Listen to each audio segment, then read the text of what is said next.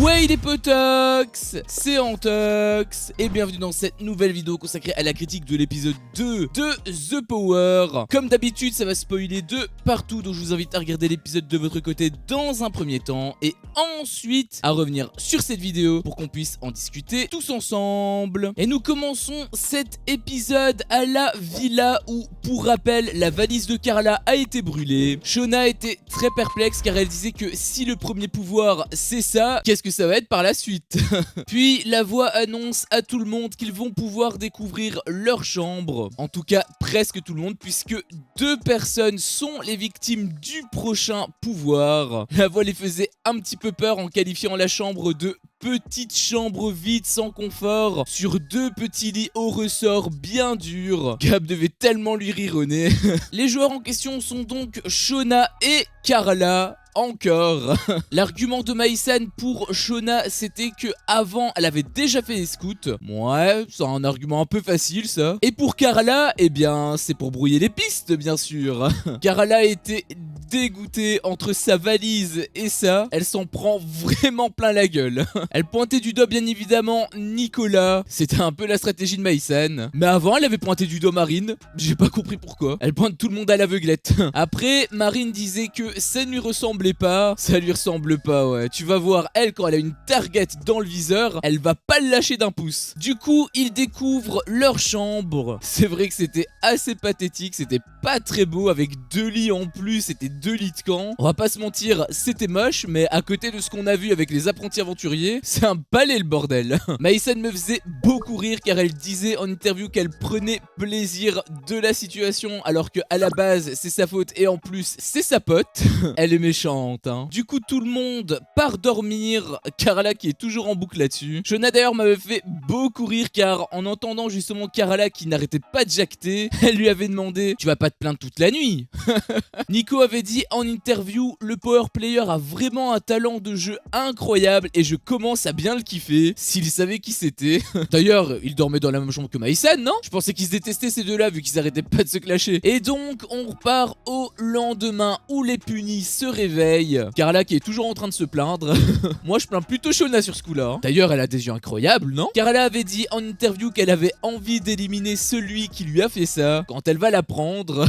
Puis Maïsan débarque. Carla continue à se plaindre. Bien sûr elle veut absolument savoir c'est qui. Et Shona avait dit un truc au pif mais qui était ultra intéressant car j'ai trouvé qu'elle était très perspicace sur ce coup là, même si c'est probablement un coup de bol. Elle avait dit ce qui serait une masterclass si c'est l'une de vous deux que vous le savez et vous embrouillez toute la maison. C'est incroyable de dire un truc ainsi. Bon au final Maïsan elle a un petit peu noyé le poisson. En même temps je pense que Shona l'a dit mais sans trop de conviction tu vois. Encore que c'est vrai qu'elle a dit en interview qu'elle la garderait à l'œil. Je suis amoureux je crois. Et pendant qu'elle se prépare, la voix nous annonce qu'elle va donner des indices aux autres joueurs pour connaître l'identité du power player. Là, ça commence à être intéressant. Franchement, vu comment Maïsan était au début, le fait qu'elle bégayait, qu'elle perdait un petit peu ses moyens, j'ose même pas imaginer comment elle va être quand il y aura des indices contre elle. Je donne pas très cher de sa peau. Et donc, une alarme retentit pour convoquer tout le monde dans le salon. Les autres demandaient aux punis si elles ont bien dormi. Bon, Carla, pas besoin de te faire un dessin, hein, je pense que t'as compris. Mais par contre, Shona a dit qu'elle avait dormi comme un bébé, une femme simple mais non moins extraordinaire. En revanche, elle a aussi révélé que Carla ronflait, fort même, parce qu'elle avait dit le mythe est cassé. Marine aussi m'avait fait beaucoup rire car elle s'était retournée et elle avait dit: comme toi Nico, vous avez un point en commun. Et donc la voix leur annonce que le 3e pouvoir est le fait que les candidats doivent mettre leur habit de la veille. Bon, ils étaient comme des oufs, je trouve qu'ils ont un petit peu surréagi parce que, on va pas se mentir, ça allait hein, je veux dire après les 2 gros trucs qu'on a eu juste avant, la valise brûlée et la chambre qui ressemblait plus à un cachot, en comparaison ça c'est du pipi de chat hein. Carla qui avait dit en interview: j'ai aucun habit, je n'ai que mes yeux pour pleurer. Mais qu'est-ce qu'elle raconte? Elle avait des habits hier, elle est pas venue à poil. Et ensuite ils sont convoqués à la pyramide dans le jardin. En gros tu as une structure en forme pyramidale avec plein de ballons remplis d'air dessus. Gab m'avait fait rire car il avait fait: allez hop là Gabriel.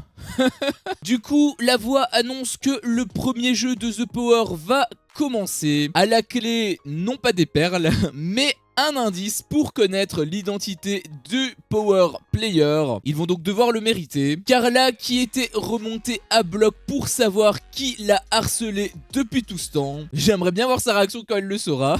Et donc le jeu est le suivant. Par équipe de 2, ils vont devoir se mettre dans le carré rouge situé un petit peu plus loin. Ils contrôleront un drone où ils vont devoir percer les ballons grâce au pic qui est attaché. Il y a différentes couleurs, les ballons blancs valent 1 point, les jaunes valent 2 points, mais dès qu'ils percent un ballon noir, ils sont automatiquement éliminés. Le but est de marquer le plus de points possible dans la limite des 1 minute. Mason m'avait beaucoup fait rire car il discutait du jeu, le fait qu'il va falloir se montrer précis. Et elle avait dit, moi je suis très forte aux fléchettes, je le fais avec les photos de mes ex.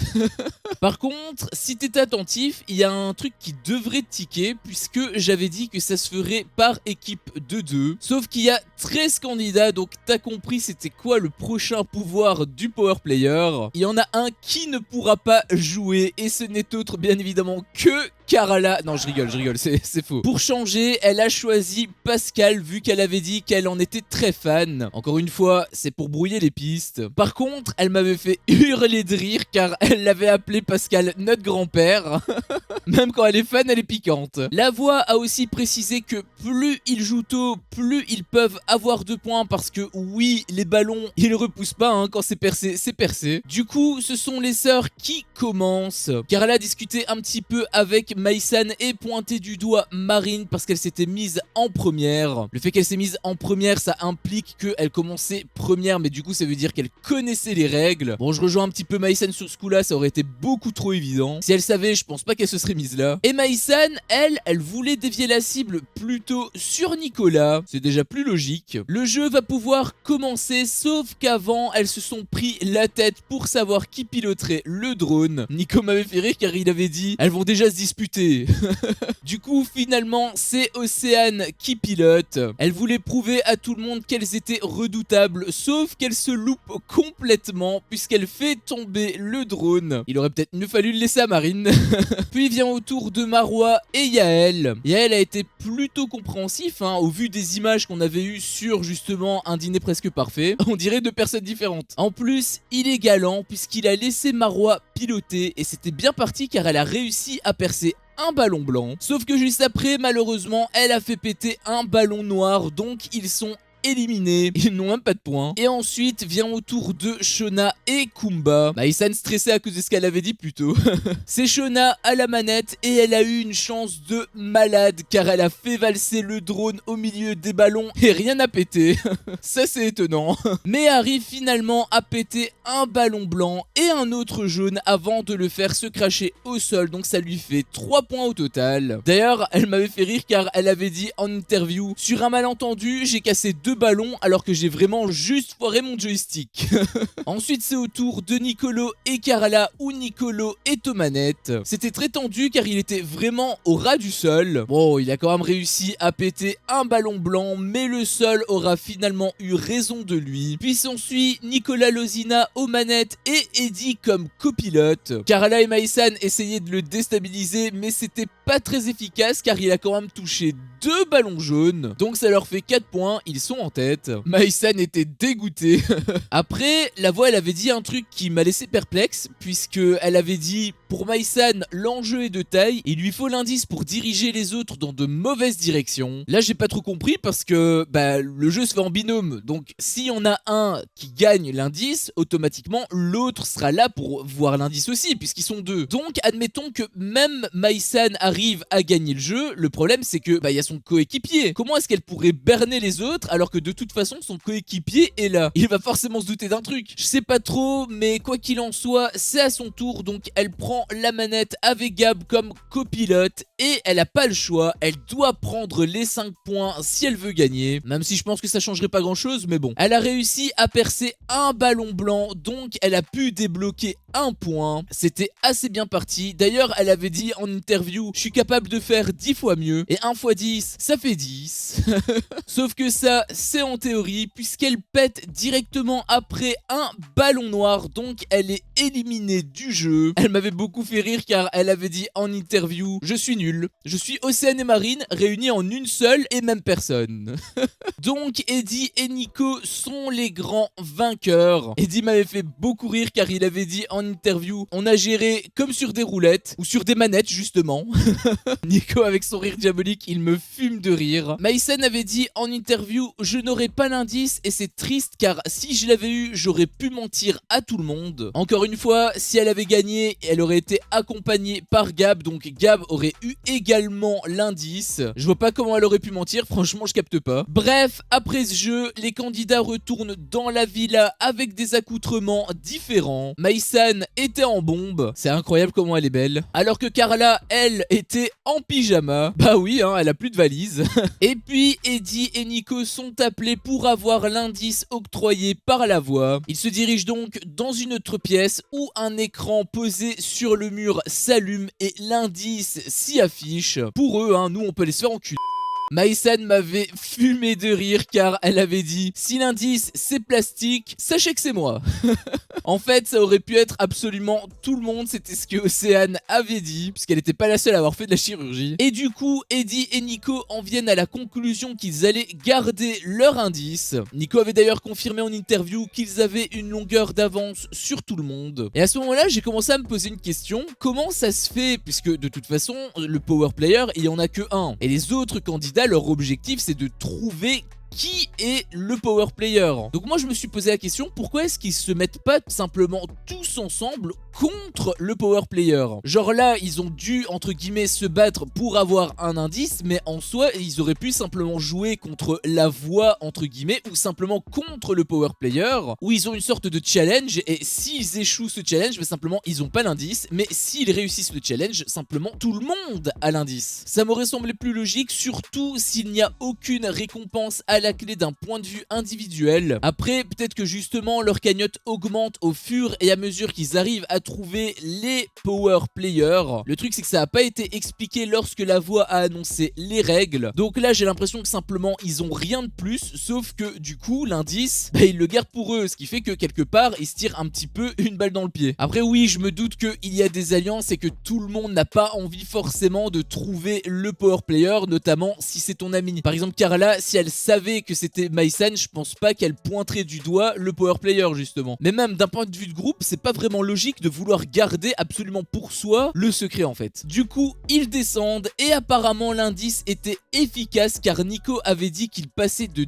10 suspects à 3-4 maximum. C'est vraiment dommage qu'on n'a pas été mis au courant parce que bah, si c'était pour faire ça, dans ce cas-là, autant nous cacher à nous aussi l'identité du power player. Au moins on aurait pu être vraiment avec les candidats à essayer de trouver quelle est son identité en fait. Maïsan était choquée qu'il ne veuille pas le révéler, elle forçait même un petit peu, j'ai trouvé au vu des images. C'était assez intéressant car Nico avait dit en interview, il y a des gens qui n'en ont absolument rien à faire et il y en a d'autres qui veulent absolument savoir l'indice. Alors est-ce que le power player est dans les personnes qui veulent absolument savoir l'indice pour brouiller les pistes? Aïe aïe aïe aïe aïe mon bébé d'amour. Puis Nico proposait aux autres joueurs si ça les intéressait d'avoir un indice sur l'indice. Indiceception. Et donc l'indice de l'indice est la couleur jaune. C'était assez intriguant, j'ai trouvé, hein, d'autant plus que ça peut vraiment t'emmener dans tous les sens. Maïsan par exemple s'était désigné en disant jaune cocu, pendant que Yael pointait du doigt Shona pour la couleur du drapeau belge. Après bon, il n'y a pas que du jaune hein, dans les couleurs du drapeau belge. Shona m'avait beaucoup fait rire car elle lui avait répondu, je suis pas la seule belge hein.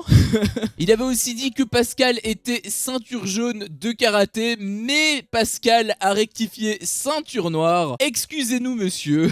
Maïsan m'avait aussi pas mal fait rire car elle avait dit en interview, ils sont tellement débiles, je suis en sécurité. Pendant ce temps, Gab et Marois flirtaient un petit peu. Marois disait qu'il pouvait lui faire confiance, j'espère pour elle. Ils se sont même enlacés les doigts pour lui prouver qu'il pouvait lui faire confiance. Et puis, Yael, il m'avait tué de rire car il les a vus forcément. Et il avait dit en interview, c'est super mignon je trouve, ça me donne envie de les mater. Les autres ont pas trop tardé aussi à remarquer le rapprochement entre Gab et Marwa. Du coup, ils lui ont posé pas mal de questions que Gab d'ailleurs a plutôt bien répondu, je trouve. Il est attiré par Marwa, je pense qu'il y a aucun doute là-dessus. Et puis Gab m'avait pas mal fait rire car Karala lui avait demandé s'il était aussi content de la voir dans sa chambre. Et Gab avait répondu: je suis content aussi de revoir Nicolo dans ma chambre. Un peu plus Marwa que Nicolo quand même, hein. Après, Marwa avait dit en interview qu'elle cherchait pas l'amour dans cette aventure. J'ai un peu peur pour Gab. Après, en réalité, je te dis ça, mais je peux comprendre son point de vue parce que c'est vrai qu'elle est venue à la base pour le jeu. Donc, si elle s'attache trop à une personne, c'est clair que ça peut l'embrouiller complètement. Et si elle est investie émotionnellement, ça peut vraiment lui porter préjudice pour le jeu. Donc, je peux aussi comprendre son point de vue. Mais ça ne l'empêche pas, après l'aventure, de rester avec lui, hein. Enfin bref, j'espère juste qu'elle brisera pas le petit cœur de mon gros nounours d'amour. C'est Gab, mon gros nounours d'amour. Et puis, pendant la soirée, Karla prend à part Maïsan pour faire le point sur la situation. Maïsan m'avait d'ailleurs beaucoup fait rire car en entendant Karla se plaindre pour la 800e fois, je pense, elle avait dit: Karla, je suis sûre et certaine que c'est un truc que tu peux supporter. Là, ce qui m'inquiète beaucoup, c'est que j'ai peur que toutes les semaines ce soit la même chose. Parce qu'il n'y en a pas un qui peut te blairer. Calamie formidable. Karla avait aussi dit: je ne comprends pas pourquoi des gens que je ne connais pas, ils arrivent à se dire ah non mais il faut quand même avoir Karla, alors que je les connais pas, ni d'Eve, ni d'avant. Maïsan s'était d'ailleurs un petit peu foutu d'elle puisque l'expression c'était ni d'Eve, ni d'Adam. J'avais oublié les pépites qu'elle pouvait lâcher. Karla avait aussi dit que Maïsan devrait faire des efforts car elle est pas spécialement plus appréciée que ça non plus. Et Maïsan lui avait répondu: il m'adore. Il m'adore, ils le savent pas encore. Et donc, après avoir parlé pendant un petit moment, de vraies pipelettes, cette deuxième journée se termine, les candidats donc partent se coucher. Yael essayait toujours de soutirer l'indice à Eddie. Forcément, il voulait pas car il disait qu'il doutait sur absolument tout le monde, même pour un rien. Yael avait même répondu: moi, je crois même que c'est moi-même. À ce train-là, d'ici la fin de l'aventure, ils vont tous finir parano, hein. Maïsan, elle est toujours sur les côtes de Nicolas. Elle disait qu'avec son gros cerveau, elle pourrait l'aider, ce qui n'a pas l'air d'avoir trop plu à Nico au vu de sa réaction en interview. C'est vrai que généralement, quand tu demandes quelque chose, l'insolence, ça paie pas tout le temps. Et nous repartons au lendemain où les candidats se retrouvent dans le salon pour leur petit déjeuner. Petit déjeuner traditionnel, hein, hormis pour Marwa et Yael qui ont été victimes du Power Player. En effet, ils ont été désignés pour avoir un petit déjeuner très spécial. Mais que veut dire spécial? Eh bien pour Marwa, pas grand chose puisqu'elle a un petit déjeuner des plus banals, céréales, jus de fruits, bref, ça avait l'air même plutôt bon. Maïsan avait choisi ça pour que Marwa pense que ça vienne de Gab, ce qui a l'air de fonctionner puisqu'elle l'a remercié. Marwa a eu beaucoup de chance sur ce coup-là, mais je peux pas en dire autant pour Yael car il a eu un petit déjeuner, je sais même pas si on peut appeler ça un petit déjeuner. C'était une sorte de bouillabaisse de trip, bref, un truc vraiment dégueulasse. Il a quand même goûté, il a même failli gerber. Après, j'ai trouvé que c'était un petit peu forcé parce que en soi, il pouvait simplement sauter le petit déjeuner. Alors ok, il aurait eu un petit peu faim, mais je veux dire, c'est pas comme dans les apprentis où là, t'es obligé de bouffer parce que sinon, tu gagnes pas des perles ou pire, tu ne peux pas accéder à l'étape suivante pour la finale. Dans les apprentis, ils étaient obligés de manger. Là, en l'occurrence, pas du tout. Et pendant que tout le monde s'amuse, Nico cogite pour démasquer le Power Player. Et pour l'aider, il fait appel aux sœurs jumelles. Il leur proposait un pacte car il avait confiance en elles au vu des nombreuses aventures qu'ils avaient fait ensemble. Ça, c'est plutôt logique. Bon, après, il avait dit en interview: vaut mieux plusieurs cerveaux qu'un seul. Il aurait pu peut-être trouver un peu mieux. Il leur explique ensuite une stratégie basée sur le bluff. C'est un peu comme Vivian avec Simon dans les 50, si tu l'as vu. En gros, il y en a un qui se planque sous un lit pendant que Nico ramène 3 personnes en révélant l'indice et en affirmant que le power c'est telle personne. Et puis il se casse, laissant ainsi les 3 joueurs dans la pièce dans le but justement qu'ils discutent en pensant qu'ils sont seuls, sauf que bien évidemment non puisqu'il y a quelqu'un sous le lit. Son plan était pas con, j'avais trouvé, en tout cas sur le papier, ça aurait peut-être pu marcher, sauf que nous sommes dans un jeu individuel. Je ne pense pas que même si tu es ultra ami avec quelqu'un, je pense pas que tu prendrais le risque de lui dévoiler que c'est toi le power player, parce que si elle fait la moindre bourde, c'est fini, ta place c'est direction l'avion, hein. Preuve en est, Maïsan ne fait absolument pas confiance à Carla parce qu'elle sait que c'est beaucoup trop dangereux. Et en réalité, elle fait bien, hein. Donc honnêtement, c'est pas mal, mais je pense que ça mènera à absolument que dalle. Après, il m'avait beaucoup fait rire car il avait dit à Océane: mais toi, j'ai peur. T'es capable de faire un éternuement ou... C'est vrai que maladroite comme elle est. Il avait aussi demandé à Kumba si son chignon rentrait en dessous du lit. Après, Océane avait demandé si Marine passait sous le lit. Elle l'avait pas très bien pris. Donc, après un pierre-feuille-ciseau, c'est Marine qui sera planquée en dessous du lit. Et l'épisode se termine sur ça, le fait que Marine se planque, ou en tout cas essaie de se planquer. Vu la taille des lits, c'est pas évident. Et encore une fois, j'ai pas envie de niquer l'ambiance, mais j'ai l'impression que c'est un faux suspense parce que ce plan a l'air d'être quand même vachement casse-gueule. Bref, c'était mon avis sur cet épisode, un épisode qui était plutôt sympa. Il y a eu pas mal de jeux, pas mal de choses également avec le pouvoir. La force de cette émission, je pense que même s'il y a des petits moments entre guillemets un petit peu mous dans le sens où il n'y a pas que du jeu, exactement comme dans toutes les télé-réalités, la grande force c'est que là, la voix nous tient constamment en haleine parce qu'il y a toujours un truc avec le pouvoir. Alors parfois c'était des trucs plutôt insignifiants, là c'était assez le cas, mais il y a quand même des choses qui sont beaucoup plus intéressantes. C'est assez inégal, mais c'est quand même mieux ça que rien. Et sinon, il y a eu quelques petites phases de jeu qui étaient plutôt divertissantes. De manière générale, l'épisode était plutôt sympa. J'ai vraiment peur pour le cliffhanger. Je sens que ça va avoir l'effet d'un pétard mouillé. Sur ce, cette vidéo s'achève ici. Si mon contenu te plaît, fais-le moi savoir en me laissant un énorme pouce bleu. À chaque fois que je vois ça, je vois que mon contenu plaît et donc moi, ça me motive à continuer. Si t'es pas encore un peu tox, qu'est-ce que tu attends pour me défoncer ce gros bouton rouge? N'hésite pas à activer la cloche pour ne rien louper. Et je te dis à la prochaine pour une prochaine vidéo. Ciao.